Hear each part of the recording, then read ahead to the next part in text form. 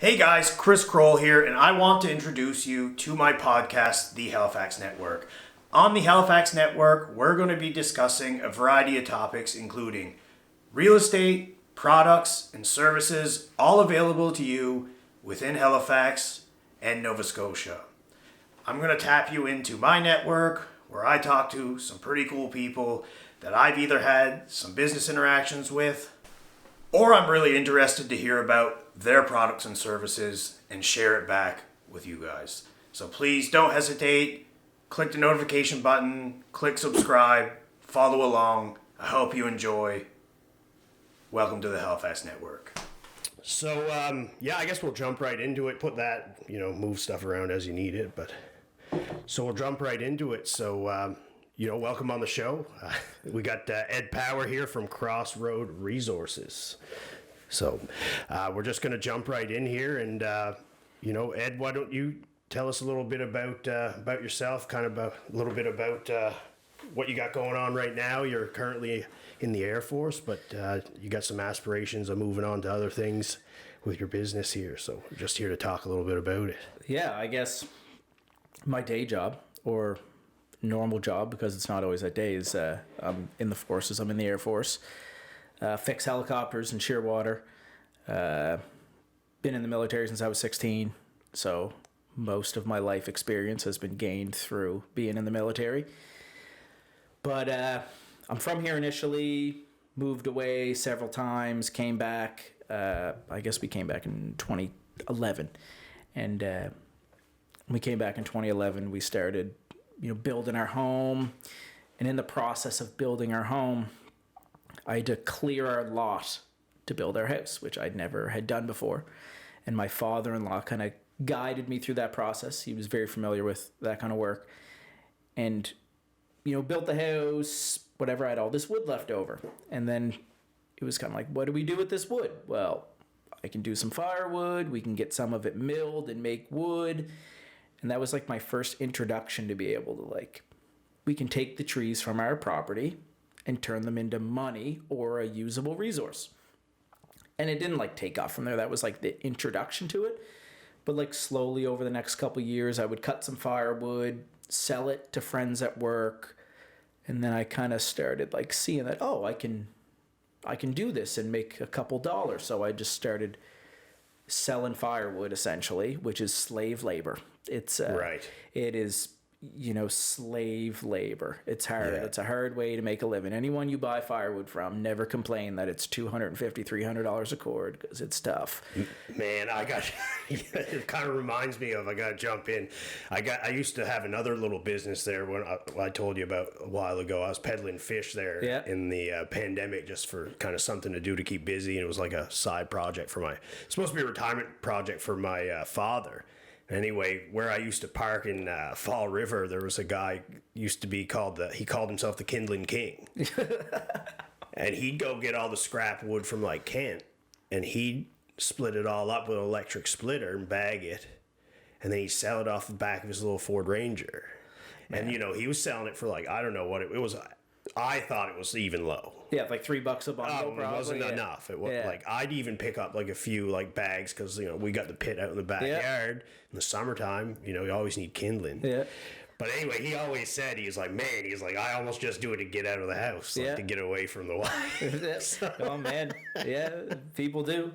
But I went hard at that for a few years, and my father-in-law, who was always involved in this process. He, loves the outdoors and loved cutting wood. And he had a business. He had a large machine shop that he sold, and he just, kind of couldn't stop. So he kind of set up this little thing for me and my brother-in-law. My brother-in-law ended up having a welding machine shop, and we didn't make a firm plan of what we were going to do, but it was going to be something with wood. So we were going to go with the firewood route. But then I kind of ramped up for another year and went really hard on the firewood. And then we got to a point where we need to spend some money on equipment to make this viable. Start running all the numbers. We need a firewood processor, we need a dump truck, or a 1-ton truck and a trailer. And then you start talking about the volume you'd have to deliver. So I'd have to deliver loads every day. And we're talking $200,000 to sell firewood. And we're like, well, that just doesn't even make sense. Like, how do we do this? So then it just happened chance that a friend of mine borrowed a sawmill from his father in Ontario and brought it to Nova Scotia to build this camp in Bridgewater. But he had no place to store it. So he stored it at my house because I live out in the woods. And I'm like, well, what is this sawmill thing? A little portable sawmill, like rinky-dink $5,000 thing. But the deal was, like, you store it here, I get to play with it. I started messing around with it. I had all these logs anyway that I was turning into firewood, and I was like, oh, I can turn this into wood. So this, like, started a little spark. And, puttered around with that for a year. Then we clued in. We're like, we just need to get a sawmill. Why not? We have all the wood. Unlimited wood. Let's just, like, do it. Like, I did, like, a bit of research, I guess, feeling around. But there's no like, market for, like, a portable sawmill market or anything. It's just kind of like a thing people do, I guess, and keep it quiet. So we just bought a sawmill. Just straight up bought this sawmill, which we thought was like the best thing ever at the time. The Cadillac, which now lots of experience probably would have got a different thing. Right. But then this just like started this snowball of like opportunities, I would say. I just started milling our own wood and selling it. And then I started offering my services out to people. And I would go everywhere. I've been like, down to Yarmouth or downtown Dartmouth, parked in behind a building. A tree comes down in someone's yard, we'd mill it up. Or a homeowner wants to put an addition on their property. They cut down a bunch of trees. They have the forethought to think about, maybe I can turn these trees into something usable. So I did that for a couple years and, all part-time, right? I got a day job, do this on the weekends, maybe a little bit in the evening. I definitely started like meeting some cool people in that industry. And eventually I had a big turn. I see it as the biggest turn because it changed my perspective on the type of wood I should be going after. Is I did a job for Dalhousie through this place called the Deanery Center, which is kind of like a not-for-profit, I think they call themselves an art interpretation center. Okay. It's out my way. It's actually a summer camp I went to when I was a child, but it's all about like different building techniques, and it's a cool spot. Like I'd encourage anyone to go down and check it out. But they got the trees from where I believe it was the Dalhousie School of Architecture was putting the new building up. They kept all the trees, brought them to the Deanery Center, and the plan was for me to mill them, and then some local woodworkers to turn them into furniture and pieces to put into the building, which they did. But the trees were beautiful. Like we're talking, beautiful elm, linden, oak, maple, massive, massive trees. And it turned out to be some really nice pieces. And it really got my gears turned on, like, what happens to all these trees that are in the city that get cut down? Like, where are they going and what are they being used for? This was several years ago, and that was kind of like a slow burn in the back of my mind as I did all the like normal day-to-day portable sawmilling, dimensional lumber. During the pandemic, there was no lumber. That was amazing, right? Like I could riddle off 2x4s like it was going out of style and get a premium for them. But this little, idea of these big trees in the city that were going to the dump was always on my mind. And over time, I just kind of developed some relationships with arborists, some people from the city, and I kept amassing these trees that were getting cut down in the city. And eventually, I think the hurricane kind of jump-started everything because how many trees came down. I ended up getting a lot of trees. Crane jobs, these massive trees on people's houses, salvaging them all, getting them to my house, and cool, get them all to my house, but what do we do then? They're logs. There's a whole process involved after that, which requires like bigger sawmills.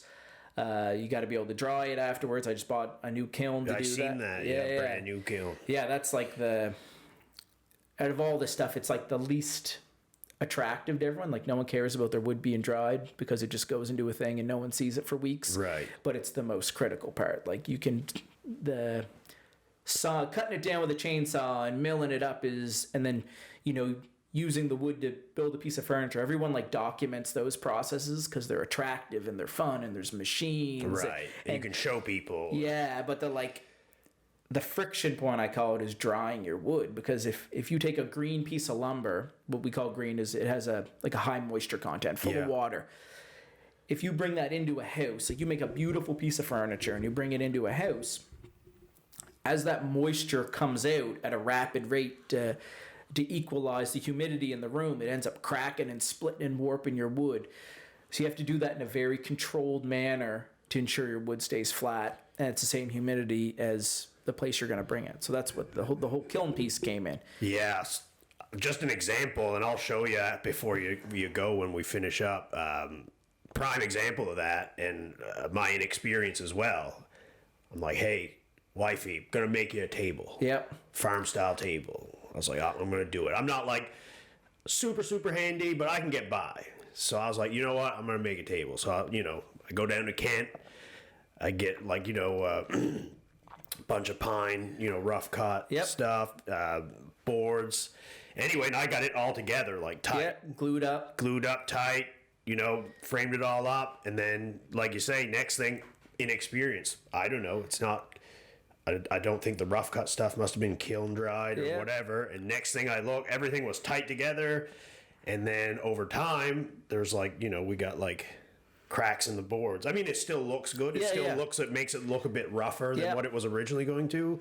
But yeah, like I didn't know like moisture and the dryness in the home, and eventually it just like shrunk up. Luckily, it was all glued down and screwed and nailed down. It didn't twist or anything, but I mean, it definitely shrunk up, and then you could definitely see through like the boards or like the tabletop, which I was a little disappointed about at first, but then I was like, hey, maybe it gives it a little bit more of that rough character. Yeah. So now I don't even tell anybody it was a mistake. Well, you didn't know it was a mistake. I think that's the thing, is most people don't understand that like that's a element to it, and the availability of a product that isn't going to do that isn't necessarily available to everyone too, right? You go to Kent with this idea that, oh, this is usable, right?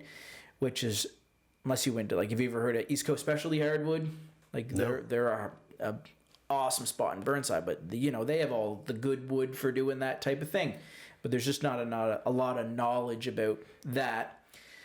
But and like you go into the technical stuff of kilns, I could go ad nauseum with that, but where that wood was dried was probably dried in like what they call a dehumidification kiln, which is essentially like a dehumidifier and a heater in a chamber. And that's good, but it still will have like a higher moisture content because it's usually used for building supplies. Right, which isn't important. Yeah, building supplies aren't going to get glued together with fine joinery. Like the thing I bought it's a vacuum kiln, so it's like a vacuum chamber. So sucking everything out. Sucking it out and heating it at the same time. So like I ended up buying it used brand new. It was wicked. The company's called iDry. A company in the States, Mark Lumber. They make bats, baseball bats. I've seen you build a bat. No, that's they amazing. gave that to me. Oh, that's them. They gave that to me for buying the kiln off them. So they build baseball bats for like the MLB, and they make custom. Beautiful. Yeah, they make bats for I don't watch a lot of baseball, but if you check out their Instagram page, they have them custom. This is for this guy. This is for that guy. Really? But they bought this kiln because their supply chain during the pandemic pretty much failed on them. They couldn't get kiln dried maple to the standard they wanted to be able to produce their bats. Like at all. At all. So they said, okay, cool. We're going to totally vertically integrate. We're going to source our own logs. We're going to saw our own lumber, and we're going to kiln dry it ourselves. Fuck it. We'll do it all. So they bought this kiln. As soon as they got it, they're like, no, we need a bigger, better one.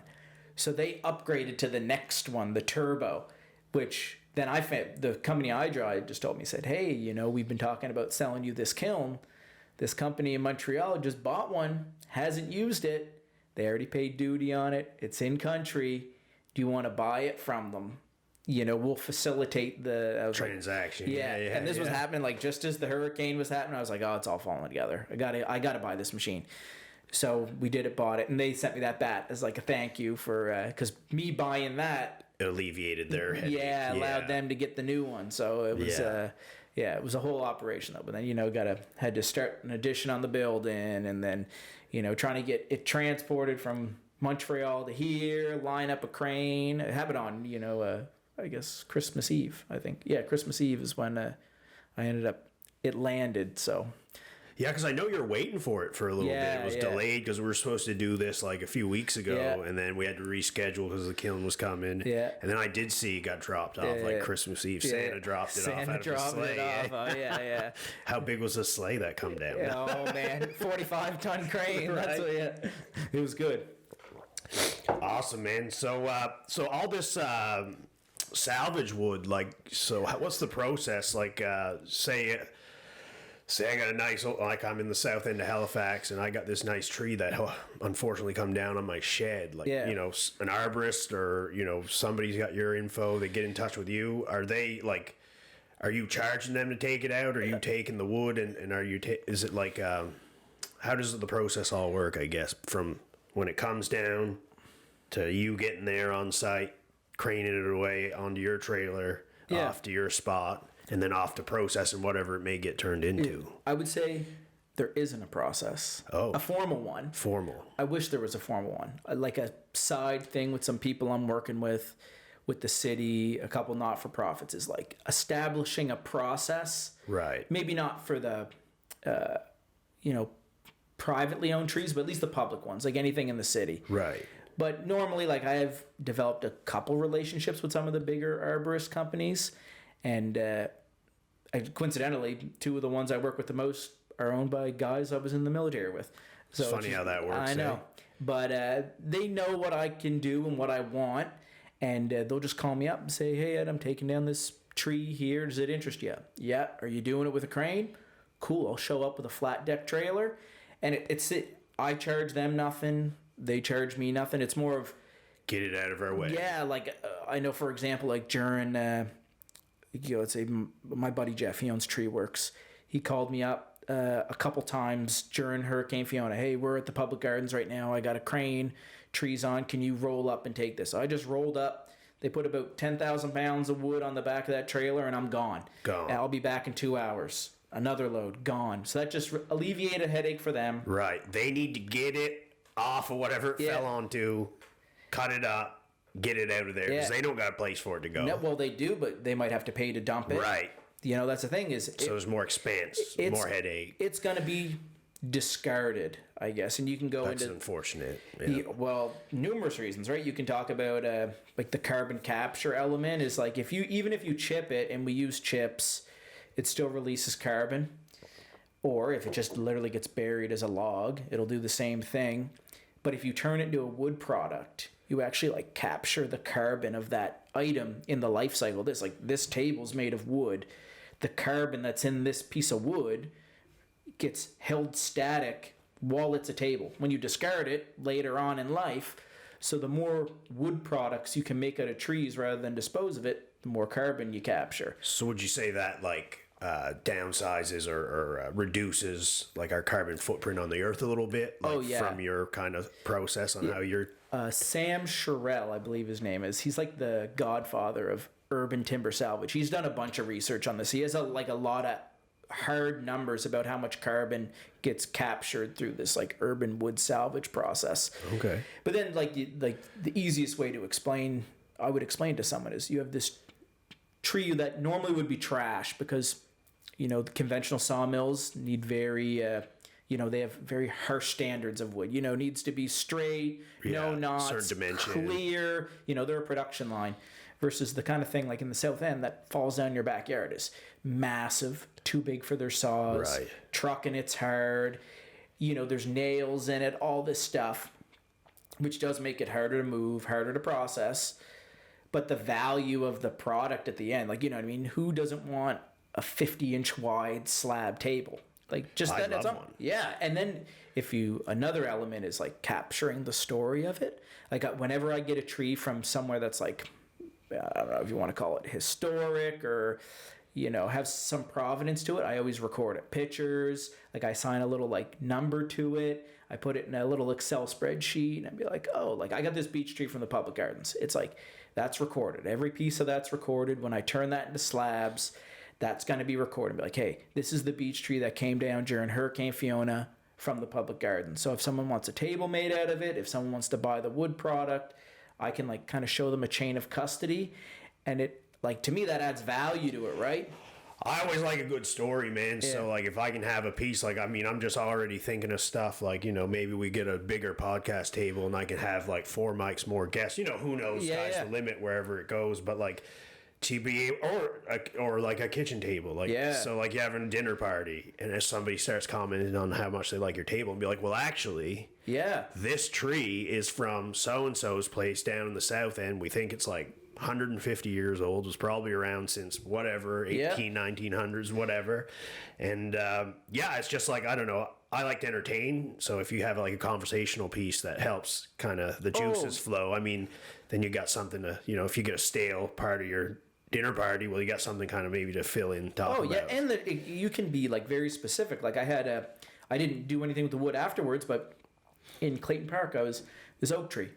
This guy came in. It was weird. He was kind of cryptic. Like, you got to come at this time specifically. We have to saw it up. It has to be loaded on this truck, the slabs right away. And I was like, okay. I kind of thought like this guy was like stealing this tree that was down at a buddy's yard or something. Full of drugs or something. Come to find out, it was a son and a father.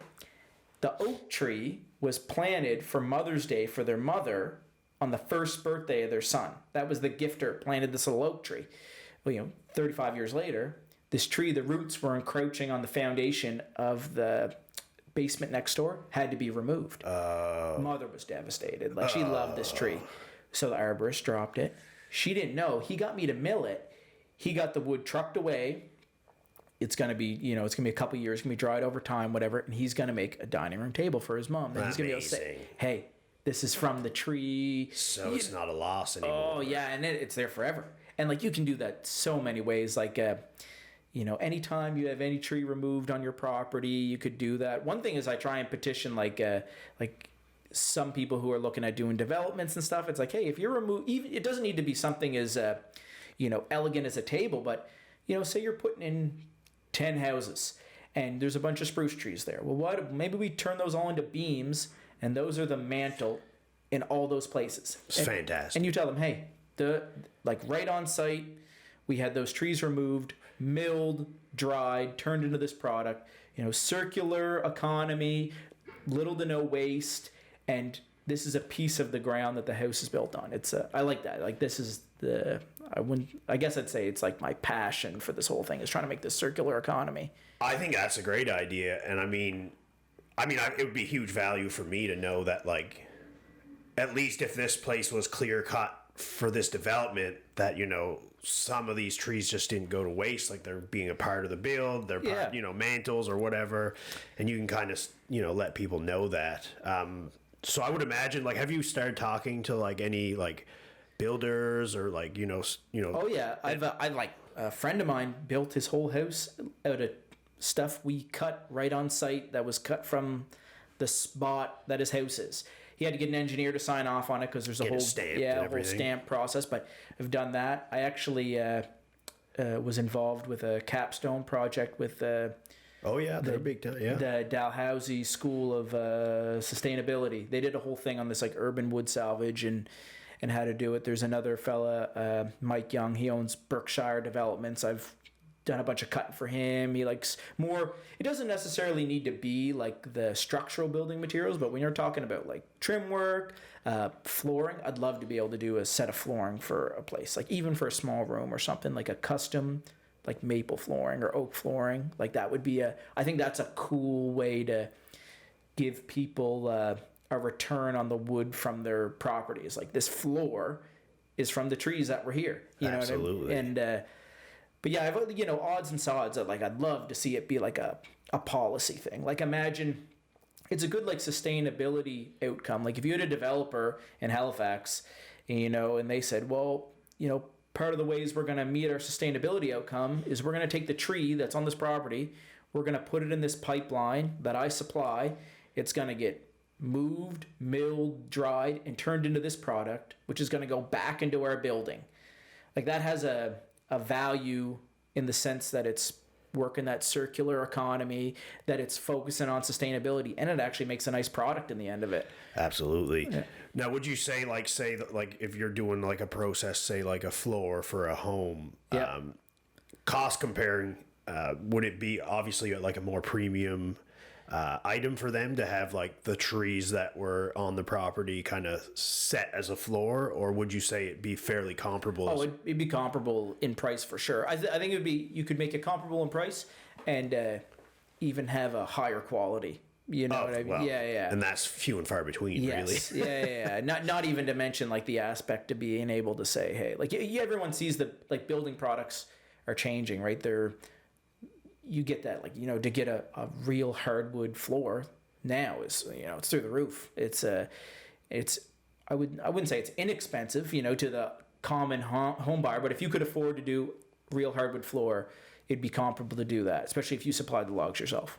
Yeah, absolutely. And I mean, I'm just kind of thinking down the road here. I mean, I got a client, we got those 12 lots out in Seeligs I was telling you about, and that's all wooded.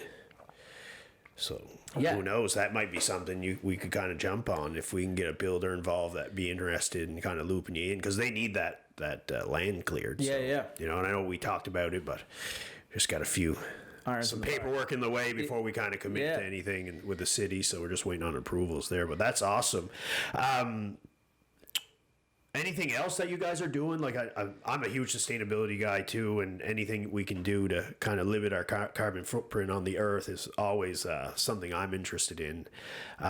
Is there anything else? I think you mentioned, you know, you're tracking everything. I think we kind of had one-off discussion at our jiu-jitsu gym that you guys were trying to implement some QR code implementation. And this was like a discussion when I did that capstone project. It was it'd be all well, like, I guess I'll like give the overview of what like my ideal scenario would look like is that anytime a tree, let's say, like, let's use just the peninsula of Halifax, any publicly owned tree had to be removed for any reason, like, you know, it's a hazard tree, new development, that it wouldn't just go to the dump. It would be cut down by like a bonded or registered arborist, and then it would be routed to myself or someone who had the same capability I did. It would be milled, dried, turned into a product, but you'd have to categorize, catalog, and organize all that to keep like a chain of custody, because if the city wants to be involved and you need to have a process, you need to show that everyone's being honest, right? You need to show that like the arborists that did it are registered and they're competent arborists. The people who are milling can actually turn it into a usable product and track it. So my suggestion was that all those pieces of wood would have like a QR code on all of them, which would have like a web-based tracking software, which would have pictures, show where the tree came from, give you like a data location, and just like a little blurb, you know, this tree was cut down on the corner of South Park and whatever because it was deemed a hazard. And then so you could like do that numerous ways. You could turn that into products. Like say you went to a store and you say you're looking at a product. You're looking at a table, you know, some flooring, whatever. There's a QR code there. You know, everyone see a QR code scan. It's like, oh, this flooring came from this tree on South Park. That's cool. But that would also like open you to the database that'll have like different links. You can search for stuff based on location or species. So you can be like, well, you know, I'm from the South End. It'd be cool if I had something else from the South End. And then there'll be like a little map. And you'll be like, wow, that's a tree on the street I used to live. What products are made from that, or what wood's available? Then you're like, oh, wow, there's a bunch of just, you know, maple. I could buy that and build my own product out of it. And it would all be a chain of custody associated. So you would know exactly where the wood came from, why it came down. And there'd be like other elements. Like I wouldn't want this wood to be shipped off to other provinces to be used. I'd like to keep it like right in the communities of where it came from. Yeah. And like just that shipping element reduces the carbon footprint of it. Absolutely. Because like right now, if you look at like I watched logs get cut down the road from me on the Eastern Shore. I saw the truck go by. I called the trucking company because I seen the logs. I called them, hey, I want to buy those saw logs. Like I got a sawmill right here. I will buy those saw logs from you. They're already bought. Who bought them? Told me the company. They're in Bridgewater. So these logs that are cut in the Eastern Shore go all the way down to the South Shore, get processed, and what gets processed from that gets shipped all over the province or provinces. It's not a very streamlined process, right? But it's an effective process for those businesses. I'd rather keep the like communal sawmill kind of thing, like it used to be. You cut it in this community, it gets mill dried in this community. It goes back to the community. Right back in the community. Yeah, I mean, it's unfortunate. I mean, there's a lot of products that we can, provide ourselves locally that we don't even get the benefit of. Seafood products, a lot of times, like we got Atlantic shrimp, we get fish not far out of Halifax. They all go anywhere but here. Yeah. A lot of even our haddock, like, just to mention, like my past side hustle there that I was doing with my father, like, we could get haddock, and like the only place you can get haddocks down in Pubnico, Nova Scotia. And if you don't live there, or you don't have a guy like, what we were doing, bringing it up here, like you can barely get haddock. Yeah. And it's just like, there's a few other products, like they're not coming to mind right now, but it's just like, I really like that, I know that there's a process, for businesses to make money nationally and beyond the scope of their communities, but I think it's nice to have somebody kind of looking at it back at like, well, if I'm going to be harvesting these old trees and making these awesome products, and I want to share it back into the community they came from. So I think there's a lot of value there for folks, especially locally. I mean, at least in my land. So. Oh yeah, and even value, but in terms of we're talking about all the things we need to do to be sustainable in the future. Well, as soon as we ship things away, transport trucks, emissions. And not that, like you said, that we can't absolve ourselves of that, but reducing that by keeping those products as local as possible alleviates that over time. Yeah. And one of the other things I'd love to see is like, you look at all these trees in the city, if I would drum up all this product, that product would relieve some of the like stress from the market for other local hardwood products, which means maybe there's less forestry operations going on specifically for hardwood in Nova Scotia, or people are buying less exotic hardwoods. That's a whole other thing. Exotic hardwoods, rainforests being deforested and their products being brought up. But they're importing it. Yeah, but if we created our own little economy here, it alleviates some of that pressure. I know it's a drop in the bucket, but there needs to be lots of drops in the bucket by everyone to meet these goals that we have for sustainability. Yeah, I think that rings true right across the board. Like, whether it starts in something like this and kind of spreads out across, other industries. But yeah, absolutely. Yeah. Well, that's awesome. I mean, I'm all about sustainability, and it's, obviously a hot topic that's been going around. So what are some of like the products? Like I got a nice serving board and a wine caddy that we've been enjoying. I got it actually set up in the Airbnb there for a guest I was showing you. Are you guys going to be doing bats, or is that something that's no? That's specialty. That's a specialty thing. That's I guess a specialty thing. The bread and butter is always going to be the sawmill and the wood, like the raw wood product. Yeah, because you're doing a lot of rough cut stuff too, for like if somebody wants to build a shed or a fence or whatever. I actually got a fence. I need some wood for a fence. Yeah. The storm all blew it all over. And it's been ready to get due here probably since I moved in, but it's one of those things like back of the burner. Right back of the burner. So yeah, I guess in the next coming like year or two, I'm gonna really focus on like high-end hardwood, big slabs, selling those. That's gonna be the bread and butter. But also value-added products. So the longer you hold on to a piece of wood, the more money you make out of it. So, you just saw it, you make X amount of money. Then you dry it, increases the value. You surface it and plane it, so it's a very usable piece of wood for someone, you increase the value more. You turn it into hardwood flooring, ups the value more. Or you turn it into tabletops, cabinetry, serving boards. I got a little CNC machine there, so I do custom inlays and stuff.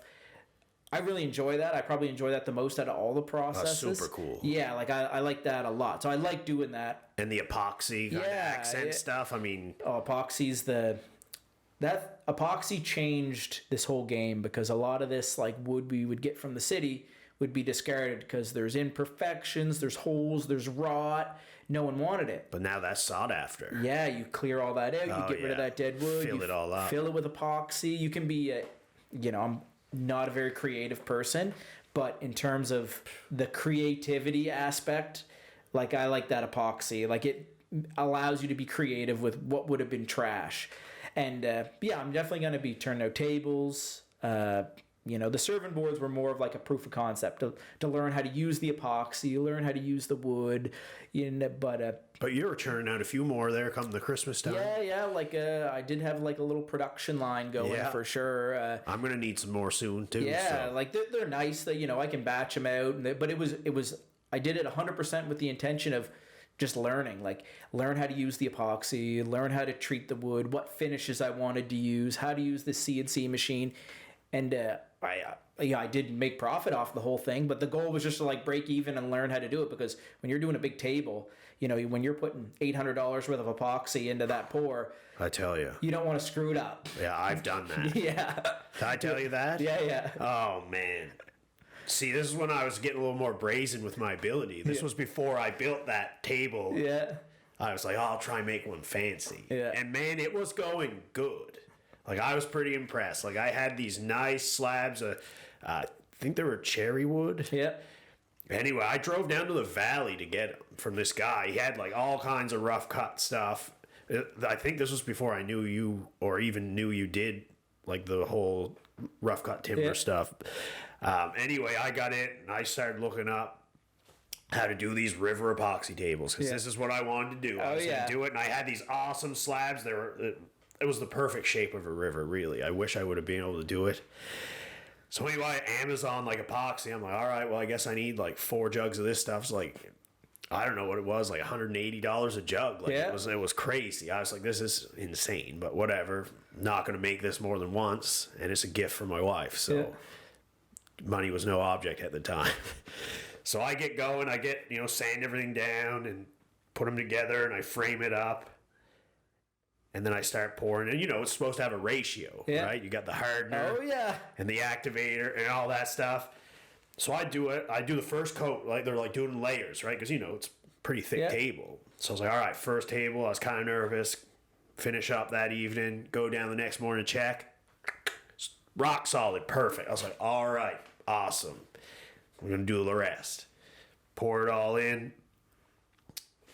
Done. And I'm like, oh well, there's a little bit left in the containers. Can't put that to waste. Yep. So I started dumping the rest of it into the table. Well, I'm not even thinking. I just screwed up all my ratios that I measured. And I mean, I got the blue dye in there. It looks awesome. Like, I'm like, man, this is going to be great. Especially once I can sand her down and put like a clear coat on top. Anyway, so again, evening, I go up, chill, do my thing, go to bed, come into the garage next morning to see. I was expecting to be super proud of myself. Well, I put my finger in it. It was like, it still hadn't cured. And I mean, it was supposed to be long cured. Yeah. I couldn't figure it out for the life of me to find this. Like, you're a dummy. Yeah, it's way more complicated than people let on. Like, temperature is a factor, how well you mix it, adding those dyes. What product use is big? Like the Amazon stuff. That's I'm going to ask you next D grade. time. Maybe I'll just hire you to do it. Yeah, there's some good companies out there. It took me a little bit to find a company I really liked, and I'm a distributor for them now. So perfect. So it's because you use it so much. But I've even had it. I thought everything's good to go, and then you're like, that's still soft. What's going on? And it could have just been, maybe I didn't have the garage up to temperature. Like, temperature is a big thing. You can cure, like, that creates its own heat. It's when it cures, so it could be too hot and they can catch on fire. Like, that's the thing. Like, you see some guys mix up the like really fast set epoxy in large quantities. It creates so much heat, starts smoking and stuff. I didn't know. It's science, like, Unreal. But it's good stuff. Yeah, absolutely. I mean, I was so disappointed. Anyway, my neighbor they were doing a deck, and they had the junk guys come by and just clear out a bunch of junk. And I just went over to the guys. I was like, hey, you guys busy? They're like, oh, we got a second. I was like, I got this piece of junk in my garage I need to just get rid of. He's like, what is it? And I was like, this epoxy table I tried to make. I was just like sick of looking at it. Yeah. I gave him like $20 and like went down to Tim's and got him coffee and Timbits, and they took it, got rid of it. So that was my experience with epoxy. So I'll definitely be coming to you for some tips next time. So I see on your website too, you guys do a little bit more. Like, you got a few more offerings. I know you said your brother-in-law's a little bit into machining. I know you got some machine work you guys got listed that you're doing there. You got some storage options. You guys got all kinds of stuff down on that eastern shore. Yeah, I do whatever. I'm open to everything at any time. You know, he does welding machining. That's his wheelhouse. A lot of welding. He got like a couple things. He works. He's a shipbuilder. Works at Irving. So you know he's full time too. Just ticks away at it. You know, hours in the shop in the evening. Now, would you say he's a partner, or is he just? We're like, I guess we both have ownership of the company. We just have like two divisions, I guess we would say. You're operating the wood, and he's more on the metalworking side of things. It's and is the storage kind of like an idea that come about 50-50, or that sounds like an Ed Power? Yeah, like I got lots of space, and I was like, oh yeah, we can. You know, a couple people asked me if they could store a couple things here and there. I was like, oh yeah, for sure. It just made sense at the time, so I did it and would continue to do it.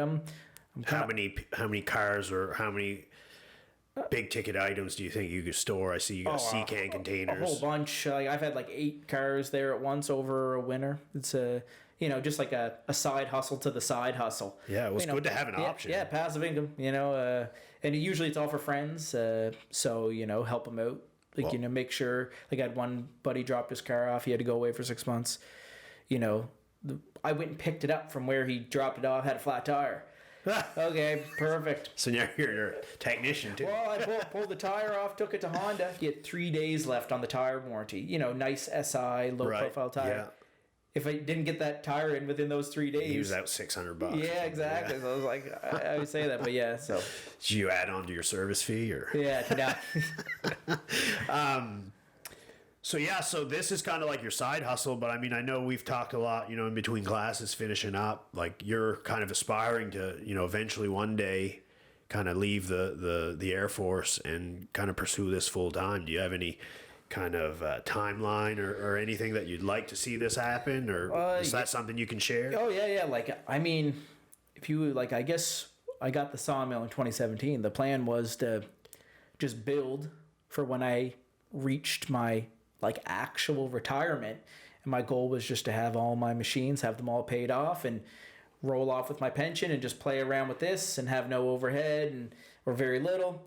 And then it's just like accelerated so fast that it was like, oh, like I have you know, way further in the game than I thought I would be in this business. And you know, what do I want to do now? Like I find myself frequently turning down work or not be able to do work because I'm, you know, have an obligation to my day job. So right. I'm definitely, I'm in the position now where as soon as the military is unadvantageous for me, I can do this full time. And, you know, even putting part-time effort into this, it's growing rapidly. So when I double down and put the full-time effort into it, I just imagine it's going to even grow further and faster.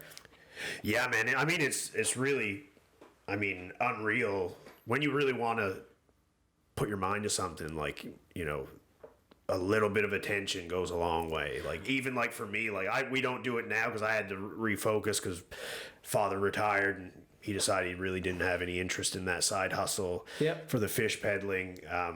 But I mean, even in the short couple of years of the pandemic, I mean, I had like 50 or 60 customers, like, you know, every couple of weeks. And obviously I had a daytime job at the time too. You know, prior to losing my 9-to-5 job with Unilever Canada, you know, that was a side hustle. And, you know, same to you. It's like, man, if I could have this many customers, if I didn't do my full-time gig, I mean, where could it go? And you kind of, I think what keeps people from kind of trying that is, you know, fear, really. I mean, it's scary to kind of get out on your own and grind, but you know, sounds like you're pretty familiar with the grind. And like I grew up, like, you know, dad was a commercial lobster fisherman, electrician, ran his own companies. Grandfather, same thing, carpenter, fisherman. So, you know, when I jumped into real estate, it was kind of like, hey, I'm just going to go all in, and you know, like, I know something's going to happen, and so it's been a great ride since. So, yeah, I like if you like something and you can monetize it, I tell that to like a lot of people.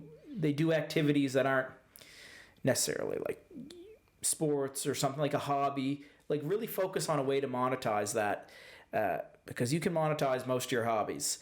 And it's a good way to introduce yourself into a side hustle. You don't need to have these aspirations to make it this massive empire, but just a way to monetize your hobbies, to sustain them and maybe grow them on a scale that you would even enjoy them more is a good practice to have, I think. Absolutely. I mean, life's too short to do something you don't enjoy the rest of your life, right? Yeah. So, I mean, you know, early on, like I was interested in real estate coming out of university, but, you know, I had a roommate at the time.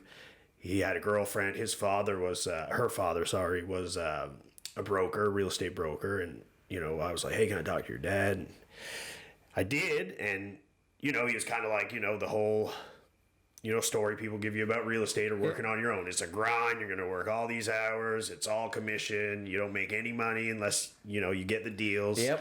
And it just really, like, at 22 years old, graduated from St. Mary's University with a business degree. Obviously, I'm more interested in partying and paying my rent. I was just like, that's not for me right now. Yeah. And I just like pivoted into the corporate world. And I mean, I love that. I give almost like 9 years to Unilever Canada as the district manager. But, you know, there was always that like, this is where I'm going to be. Yeah. I'm capped. I do what they say. And there's not a lot of flexibility for like growth and development of my own. Exactly. So even before I got structured out of that business, I was already thinking about like what's next. Yep.